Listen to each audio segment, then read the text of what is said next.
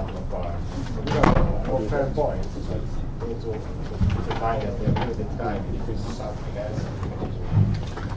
So here I'm trying basically to do right, good job for review some marks. Most probably. Even if you've seen some of this before, if you've not seen it before, then you need to struggle. I try my best. Maybe not too harsh. It is less important on the slide, but it tells you also why sometimes it's unique, sometimes it's not unique. So the function R, the remind is the residual sum of squares is complex. It's a quadratic function, right? And you see that with the Hessian, you see this positive symmetry, right? So the function is complex. Also, it's lower bounded, right? Because it's a negative function, so it's never less than 0. And it also, this function grows at infinity. So therefore there is a minimum. In order for the minimum to be unique, the function is to be strictly complex, which means that the Hessian is to be vertical. And that happens only when the rank of x is equal to d. Second case. In that case, the solution is unique. So that's another way to see uniqueness with complexity. It's less important because I have not mentioned complexity before. So if this is not clear, don't worry at all. In 4 weeks we will discuss, we spend one lecture, more than that, on complex optimization, complexity, which is a very important topic in machine learning. It will be a quick lecture. That's a topic which is coming also. I think. But again, it is just a little taste of this one. For mathematical tools and important.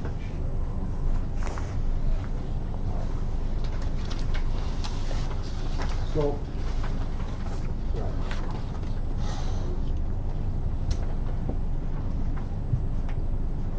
And you can also look at the squares from a statistical perspective. Right? So this is not what we do here in the notes, but it is important. So, for example, so you assume this model, right? So kind of what I said at the beginning. So you assume that your output measurements are equal to x times an underlying vector w star. Right?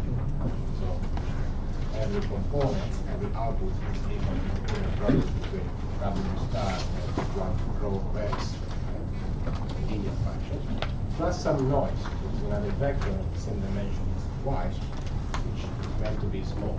The components are meant to be small.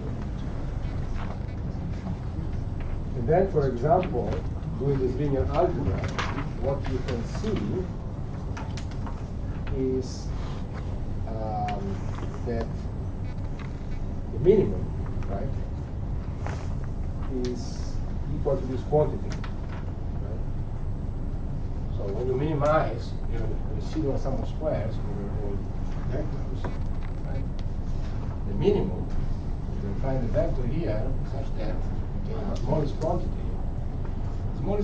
is in general is more than 0, and it is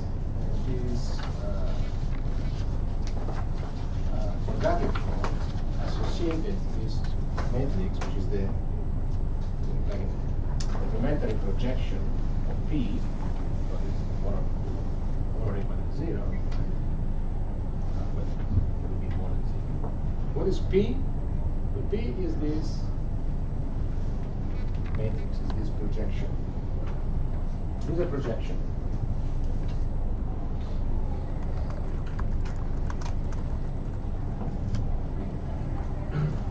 This is another way to write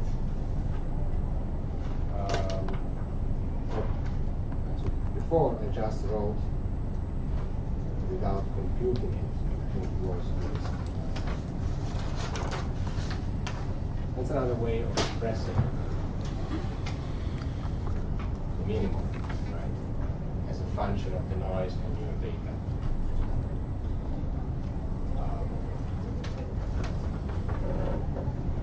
Okay. So, you want to see that? Let's skip it. So,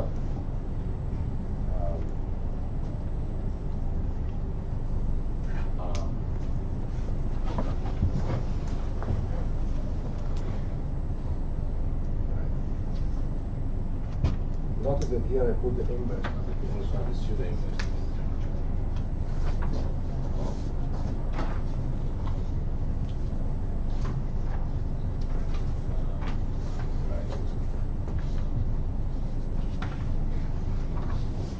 See what I mean there? Do you see it or not? Okay. So let's see how that works. Remember that.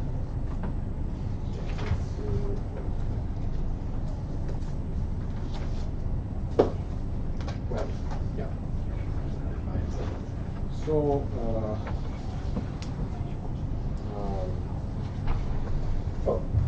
the utility of the exercise is that now, so we want to start kind of directly from that.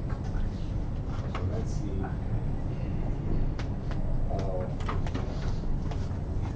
works. So let's make an attempt. You know where I'm going because I told you. So we have y minus x W, right? Correct? So square. This is equal to x W star plus epsilon.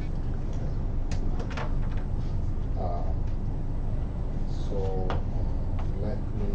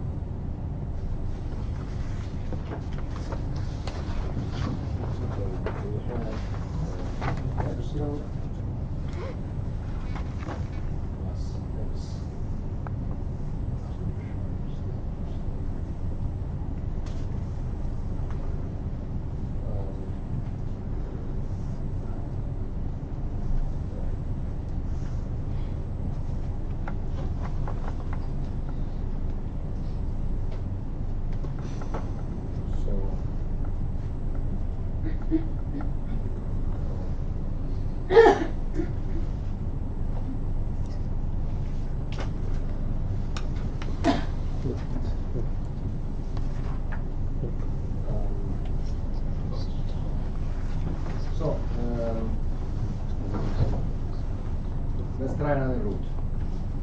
Then, if I can upload it, you see that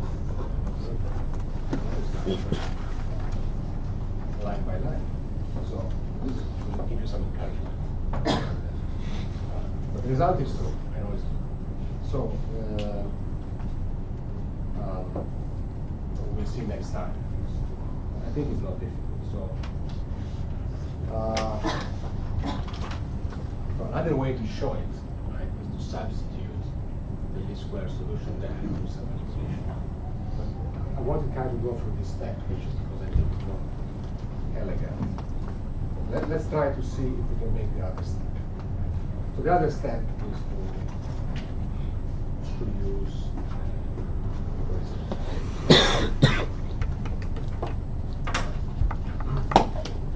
let's assume that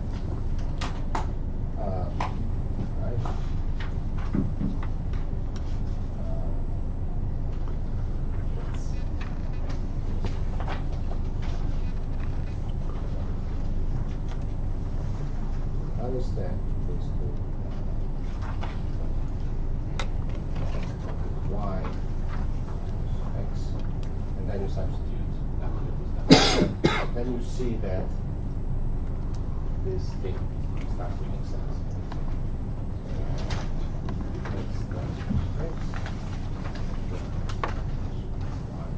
Actually, it's very simple. How do you see that? So, right? So now you need to realize that this matrix is a projection. Right? And the way to see that, right? So all the values will be equal to 0, 1. In order to see that, you can use the singular radical position of x. So this is a projection, and orthogonal projection that is symmetric. So to see that, so let's maybe write here. So see U sigma transpose for x. Then you have x transpose x, right? And then it is equal to V, and then it is sigma square V transpose minus 1, right? Then it's x transpose is V sigma U transpose. Right? Now what happens here is that the inverse of this matrix, right, is obtained by putting a minus 2 here. It's minus 1, so you invert the diagonal elements. If some of the diagonal elements were equal to 0, which here we don't see, right? We will put 0 to take the 0 inverse. So then this goes away, and then you have sigma, sigma minus 2 sigma, and this becomes the matrix which has all elements equal to 1. So the matrix is U of transpose. And this is a projection. So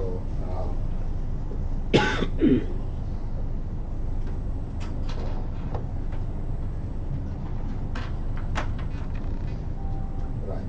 So this I can write as y minus y.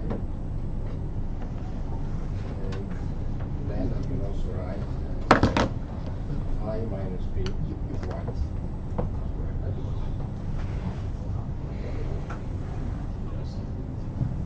And this is also a projection, it's a complementary projection that we saw before.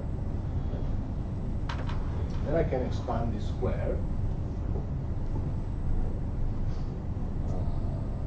And I get y transpose, I minus b transpose, which is I minus b because it's symmetric. And then I get I minus b times y, so I get this. Right? Check. And this is equal to y transpose. Y. Right? The projections of the square is equal to itself. And then the last thing which I need to realize is that x w star, so y is x w star plus some noise. X w star is in the null space of complementary projections. So this is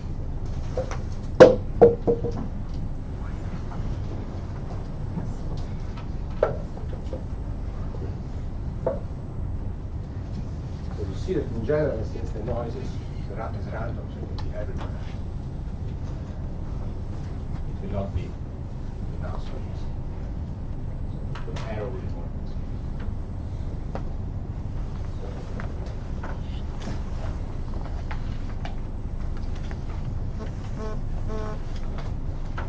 This works also in the case in which this matrix is doesn't. So the minimum is still given.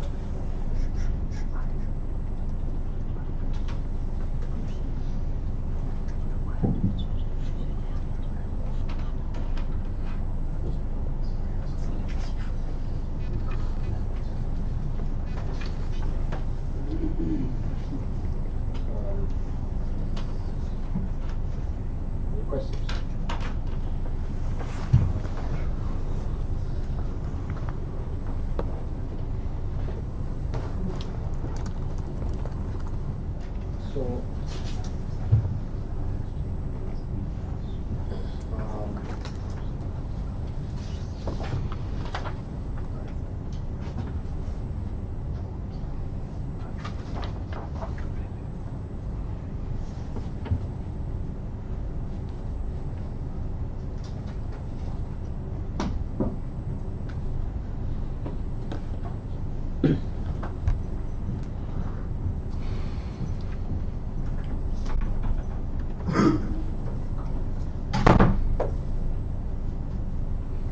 in general, the minimum is equal to this quantity, and B here as plus.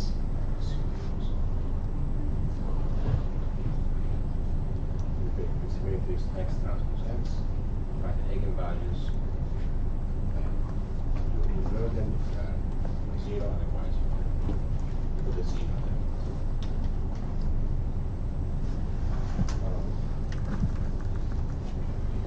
Okay, so before we stop with the squares, I want to review regularization. A little bit of repetition.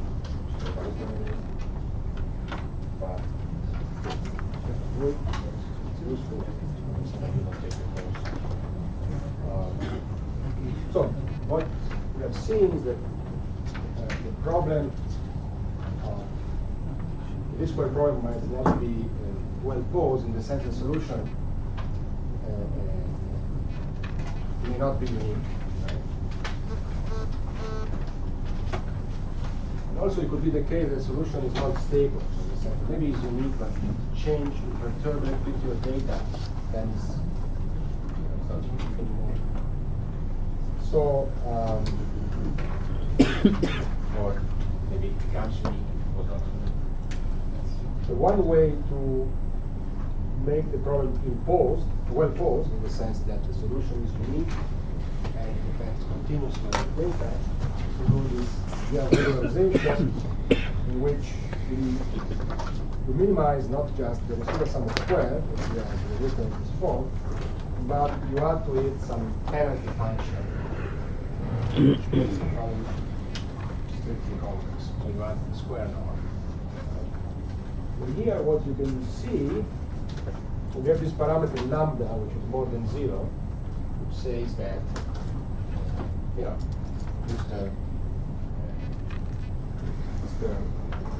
pay some price from choosing vectors which have large norm. And so this ensures that there is a unique minimizer. The minimum is always unique. Bounded, included, but it can be obtained in different forms. Minimized. So this ensures that the minimizer is unique. And one way you can see this is to think of a case in which the D-square solution. So, to think of the case in which you can make this function 0 if you choose W perfectly. So you can think of the interpolation case, right? So you find the vector W which goes through your points. Okay.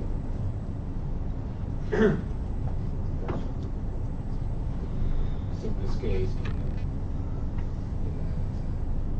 in dimension is that there's 1 point every line. Actually, this case is only one solution, right? But if you allow the line to also have an intercept, which here has 2, kind of hidden in the representation, then it would be infinite lines. But if you have this term, right? So the only one solution here, and it will not anymore interpolate points. But what will happen is that if this parameter is the tiniest, and in particular, if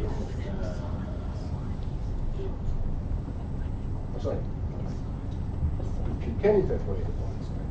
You can make this parameter. Yeah, to make this parameter smaller and smaller, you always have a unique solution. as this parameter becomes close to 0, we find among all the solutions which interpolates your data, the one with the smallest norm. This has a name, you see.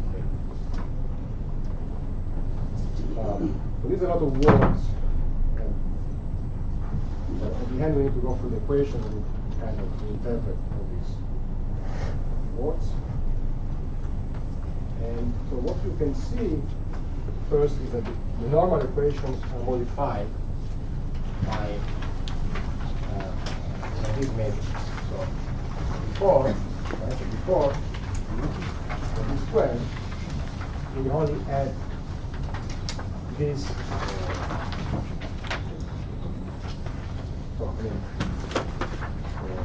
We only have these equations. So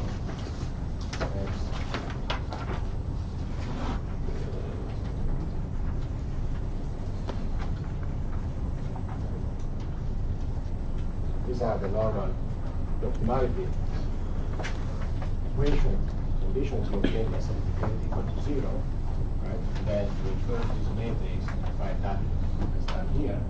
In the previous case, in case of just normally squared, lambda is equal to 0, so you don't have this guy.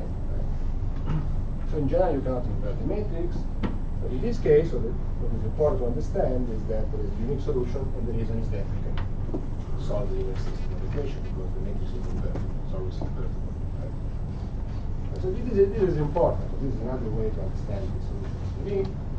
The reason is that this matrix has symmetric, and it follows the semi-definite, so all the eigenvalues are more or equal to 0, but some could be equal to 0 to rank efficient. But if you add multiple of the identity, this matrix now will have as eigenvalues the eigenvalues of this matrix plus lambda. It will all be more than 0. Right? Those with more than 0, even more so. Those with more than 0, now they are lambda, equal to lambda.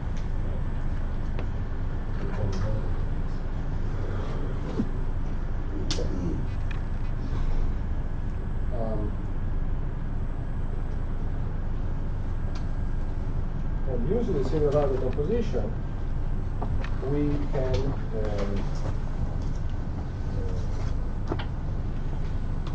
express our solution, right, as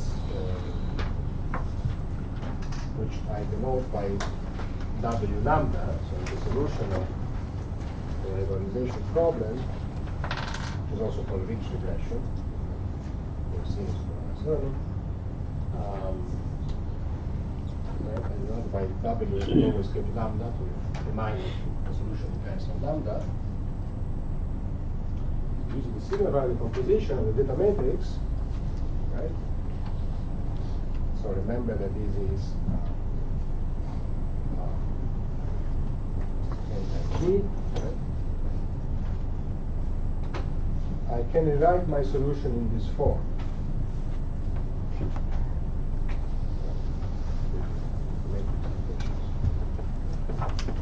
Which looks quite ugly, but now in a moment we will see that it gives us some insights. When you do it, one way to do it, you don't even have to invert the matrix. So you just substitute this equation here, right? Where you see x, right?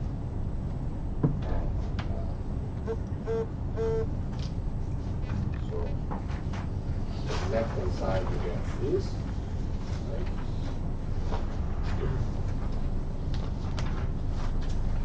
So all the properties we need to use,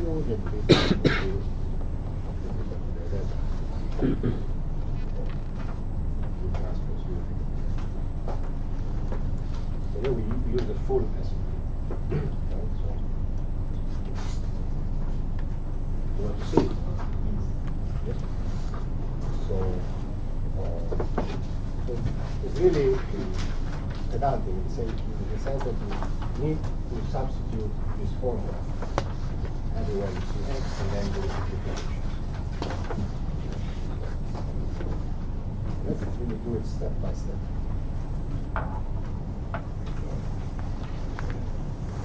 transpose is the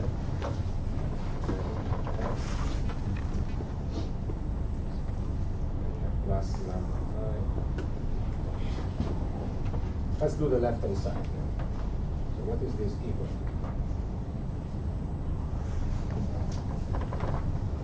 So the transpose of this, right, is equal to B sigma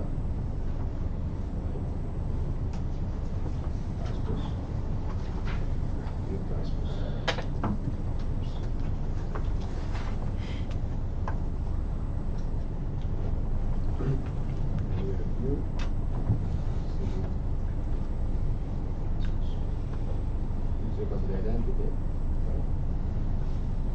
Sigma transpose sigma right is sigma square. So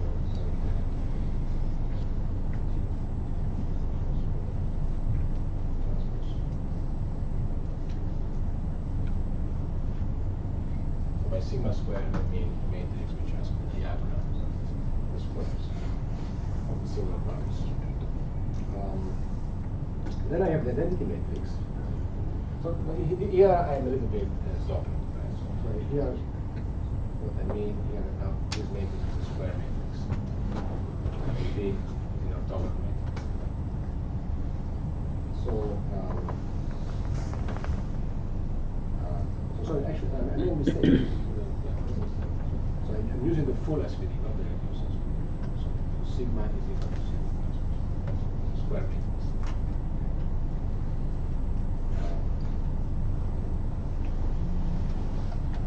Correct?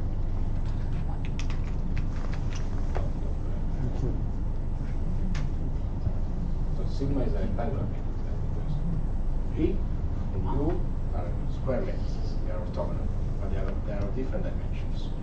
So sigma is not square. So there is sigma, there is sigma transpose. So every time I write sigma square, I mean square matrix of the. So this, I'm sloppy there. Square matrix of the relevant dimension. So here, where I put it close to V, is square the dimension of V. If the dimension of V and U is what defined for the square, then I speak of the dimension of the matrix going to columns or rows, the sigma square is the square matrix which has the same dimension. Right? So this is what I obtained for X times X. And then I have the identity matrix times lambda. For the identity matrix, I can write as B transpose. B transpose is equal to the identity, because B is an orthogonal matrix. And then you arrive to this formula. All this is equal to this. And then you can invert this. So one way to invert it is to multiply from the left side, from V transpose. Multiply by V transpose, this goes away. And this goes away. And then you have this matrix times V transpose times W. So this matrix, sigma squared plus is diagonal. So it's simple to get rid of that. You can just multiply by a diagonal matrix which has the diagonal, the inverse of what is diagonal of this. So then what happens is that you bring it on the other side, right, to the -2. So I bring this stuff here, near sigma, -2. And then I remain here with V transpose W. This I have removed. And then the last thing is to multiply times V, so that V transpose is equal to the identity, and here I get the V. So I do 3 multiplications. First times V transpose, second times the inverse of the matrix, times V. Right? And I can do, because each of these matrices is inverted.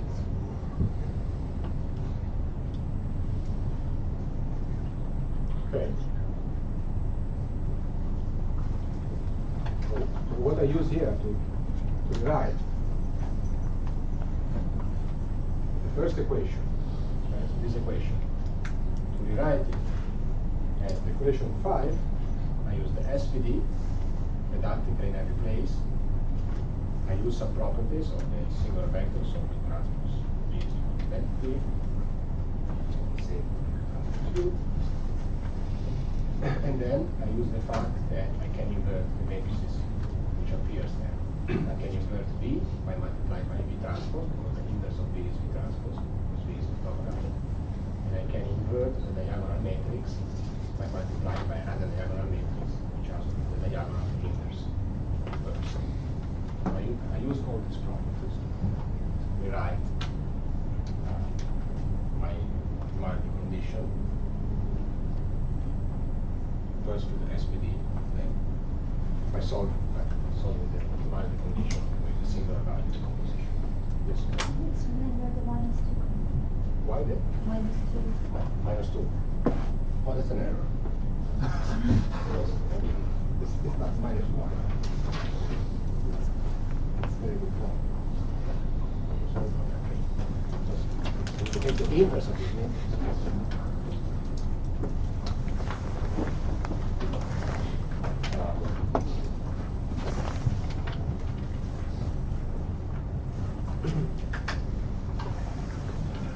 Lambda was equal to 0, right?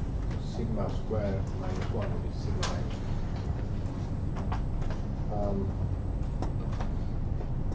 2. So,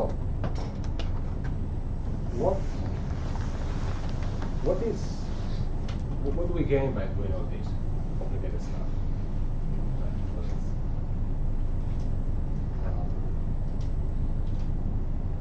Well, we gain something. We understand some property of the solution, the unique solution to the modified square problem. We understand what is the effect of doing this regularization. And we understand it quantitatively by looking at this equation from a different angle. Right? So we rewrite the equation. Let me rewrite the equation. It's over here.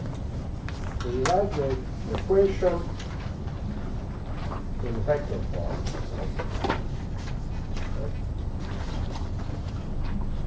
So I write it like that.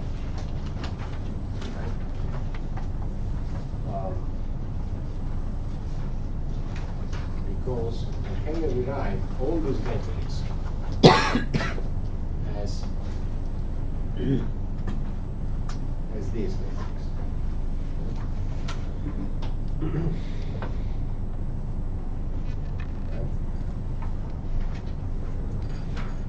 The reason is that this matrix is diagonal.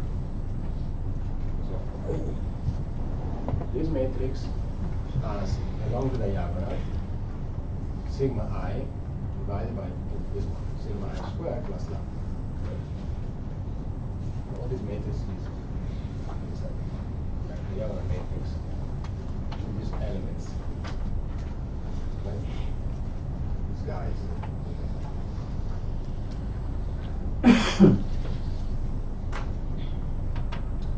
So every time I have a diagonal matrix, I have a matrix here, I can rewrite my matrix calculus. I can rewrite my big matrix as a sum, right? Of the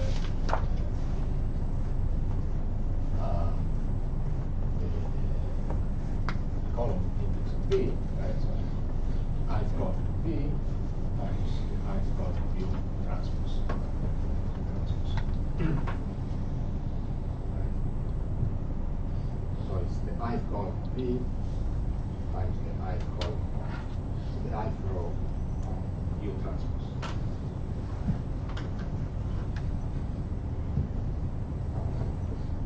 So there is this. So this is it. If this is not so clear to you, it is a useful exercise to verify that. You want to see it. You think it's useful to see it. Or say, try to do it. Right? Try to take matrix B. For this discussion, B can be any square matrix.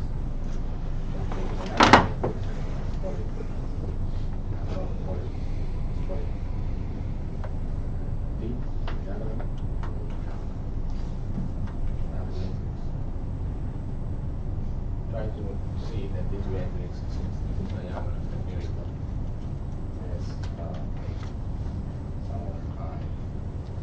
bi diagonal elements z times bi transpose. And the way to see it is to take the kj element of this matrix and realize that by matrix multiplication you get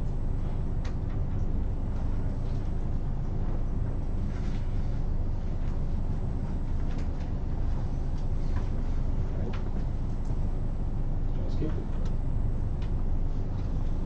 So, yeah, so then we arrive at this formula. Now let's try to understand what is the meaning of this. And then understand what happens when lambda goes to 0. But to understand what the meaning of this is, let's yeah, so let's divide the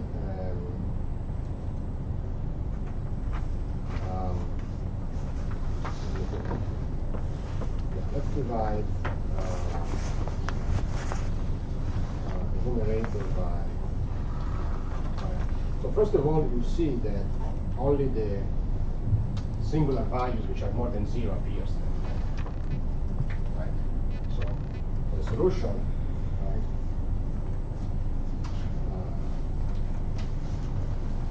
involves only the singular vectors which are non-zero sum.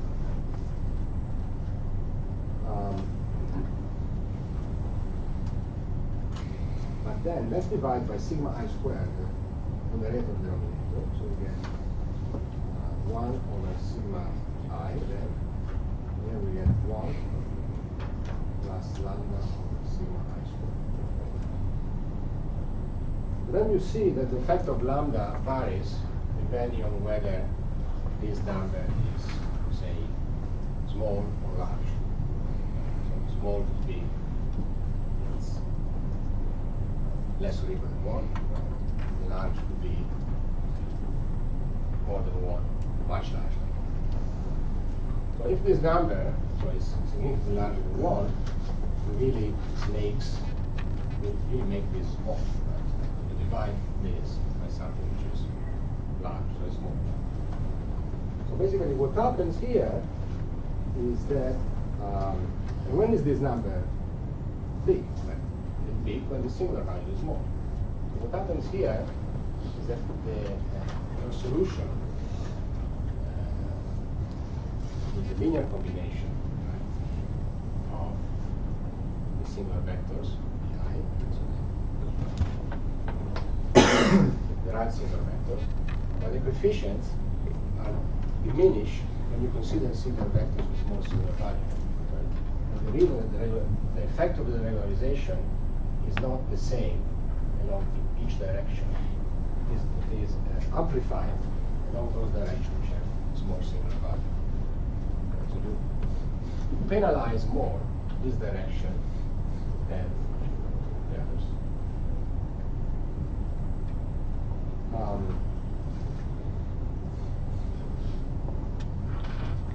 So if lambda is so small that this number is always, say, less than 1, there is not much regularization. You don't modify much the solution that you would obtain by letting lambda go to 0. So if you let lambda go to 0, the solution that you obtain is the one given here. It's what is called the generalized solution sometimes. So what is important to realize here that if lambda goes to 0, you obtain a well-defined vector, right, which we call W0, which is not the solution of the least-square problems, which might not be unique, as I said, some other. It's a special number, right? And is given by this formula. So it's the linear combination of the right single vectors with some coefficients which, of course, like the projection on the outputs on the left single vectors, and then there are divided by the single value. Right?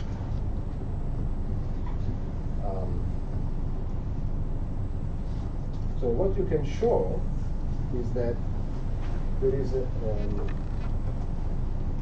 solution as a geometric mean. And the meaning is that the least square solution is unique, that will be the solution. But if it is not unique, right, this vector W0 will still minimize will still be a minimizer of the residual sum of squares, right? Because this vector W0 is obtained by solving the regularization problem, then by letting lambda go to 0. So the minimum of the lambda problem must converge to the minimum of the least square problem, right? And what happens is that this is the vector which among all vectors which solves the normal equation, and it may be infinite, if it will be infinite, right? If x transpose x is not invertible, this will be the one with the smallest norm. Right? And this is kind of intuitive, clear, right? And the reason is that we still have a little regularization. You obtain this vector by always doing a little regularization. That even though lambda becomes smaller and smaller, you still do little regularization. So, still, you can still think of an optimal solution of this equation, right? In the sense of smallest norm. But when you use this stuff on real data, and you are under determined situation, the sample size is less than d. Typically, you need to. You're not going to use this vector, so this vector will still be. You will still overfit the data, even though it's well-defined unique vector. So typically, you will do some regularization, and the hope is that this regularization removes, right, some of the noisy components in the neighbor space.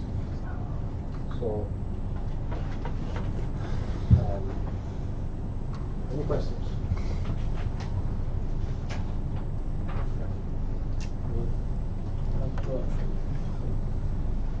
The first is, I have two questions. Yeah, okay. So the first is, how do you know that the regularized error function is strictly convex? How do you understand that? Yeah. So you put the Hessian. That's one way. And you see that it is strictly is positive definite. That's why it's convex, but also invertible. Then there is the result, you say that okay, you can understand that just by looking at the equation. You use the result. You use the result that the function is convex. The function has one differentiable, and the Hessian is always positive. And definite convex, also invertible. Use this result. Like this quadratic form. What's the other question? So we regularize the error function by imposing a penalty to our WLs. Yeah. Okay. Are there other ways? Yes. Yeah. Why did we pick this one? Because it's simple. Well, it is more less complicated than the other things. It's not simple, but the others are more complicated. So, what could be another one? What do you think could be another one? Analyze the W, not the W squared, but W just the one. not value square. the absolute value. The absolute value. Yeah, so that is a very well-known technique, which is called L1 regularization, or it's called the lasso method, or lasso. And it's another valid approach, which is also broadly studied. So, these squares we go back to 1700 and Gauss.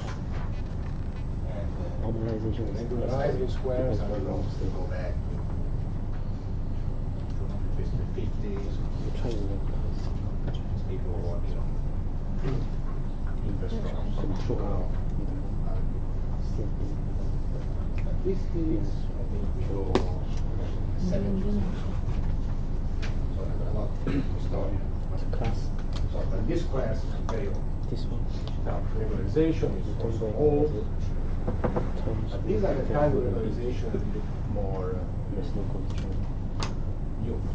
So, for example, this regularization of L1 norm is a topic which has had huge interest over the past 10 years. And there is this area which is called compressed sensing. It's very popular. I think it developed less than 10 years ago. And we will not discuss this in the course, but supervised learning I will give a lecture on that. But it's the topic which is quite dense. And basically, so you can do regularization with the L1 norm. The problem is a bit more complicated.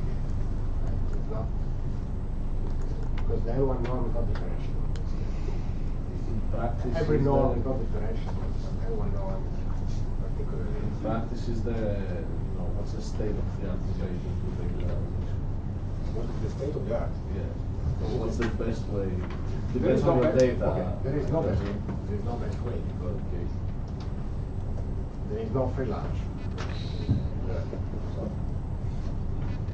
whichever method you give me, I can give you a problem where the method will fail. Right? The question is, since learning is not really a game, learning is, you go out in the street and you get some data which are there in the street. Data, I don't choose data, it's not a game.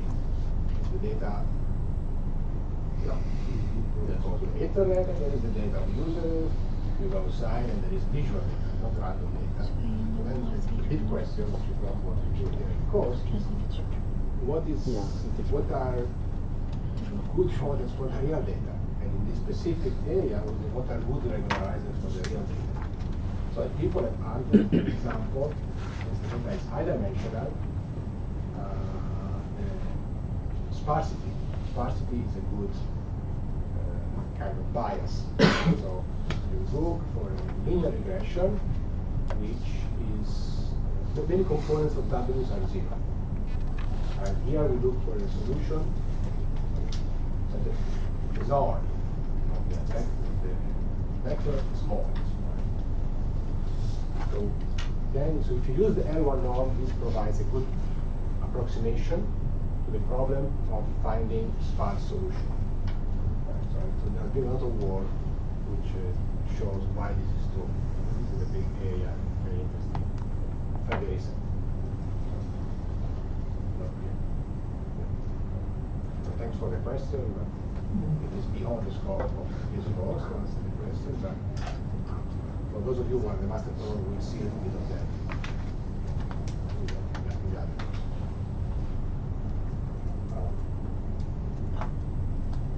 So I think I propose that we stop here because I don't intend to stop